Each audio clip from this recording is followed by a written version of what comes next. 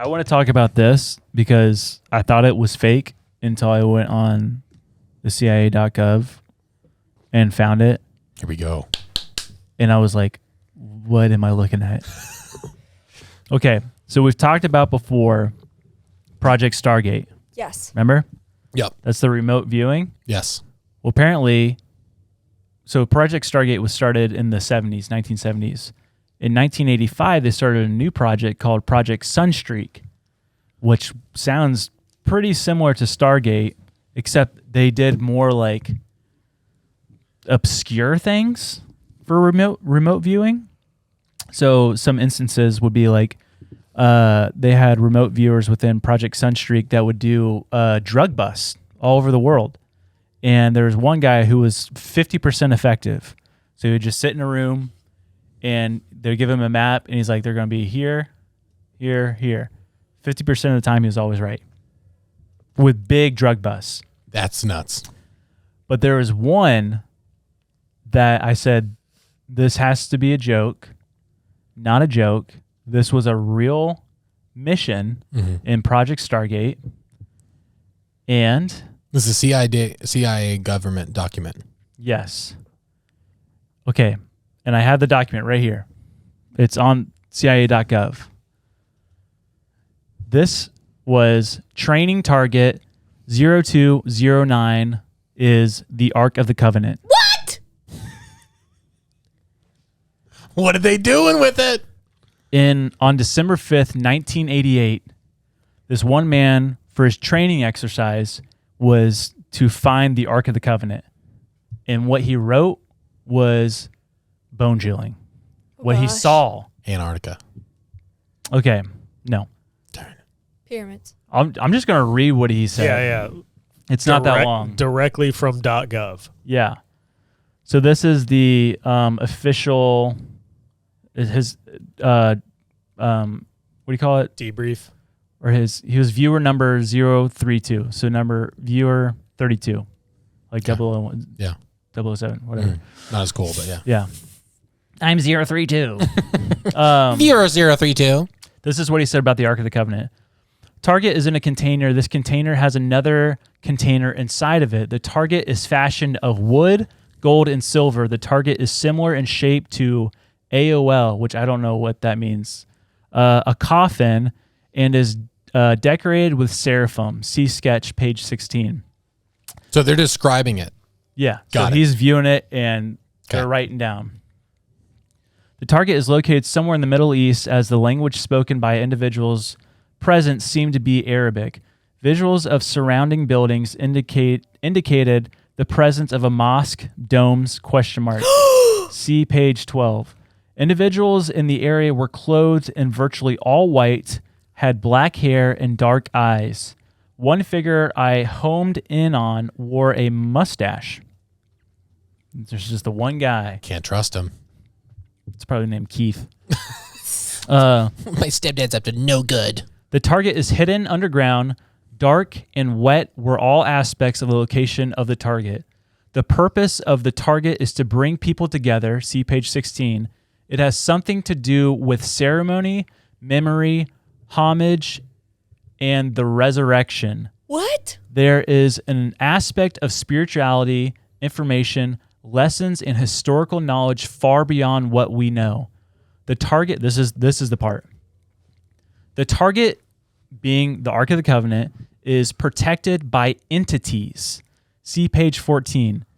And can only be opened by those who are authorized to do so. This container will not / cannot be opened until the time is deemed correct. Once it is time to open the container, the mechanics of the lock system will be found to be fairly simple. Individuals opening the container by prying or striking are destroyed by the container's protectors. See page 17. Through the use of a power unknown to us. That is a CIA document. That's the craziest thing I've ever heard, dude. Entities? It's protected by entities. And it's only authorized people can go. Like, who's authorized? The Levites. I mean, golly, dude. It's wet and it's dark. entities are protecting it. Yeah. I don't like this. But And they- what's interesting is he says seraphim on the thing, but then he refers to entities too. Yeah, So, well, and the entities That are is protecting interesting. it. yeah, outside, not a part of it. Well, no, it's weird is I heard the thing. Apparently after this, there was a briefing about this within the CIA, and this was a training exercise. This is what he came away with.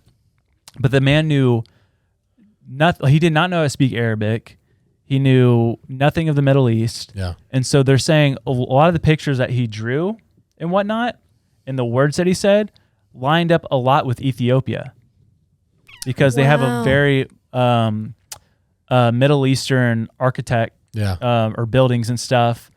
And there's that one place where they claim the Ark of the Covenant is, and the guards in it, they typically dress in like all white and stuff like that. Yeah. So they're like, there's a good chance that it's in Ethiopia. Well, that's always been the thought. So, like, what's stopping, if it is there, and even dumb people like me know that, like, it's rumored to be there. Has the government never made a trip to Ethiopia like that? Has there ever Oh yeah, been? they definitely have. I mean, has there ever been like weird things like how they shut down? That's the site? conspiracy, is that they found this out. Like, we don't think that's the Middle East. We think you're talking about Ethiopia. The conspiracy is that the CIA went and apprehended the Ark of the Covenant. Yeah. I don't think Now- that would be possible.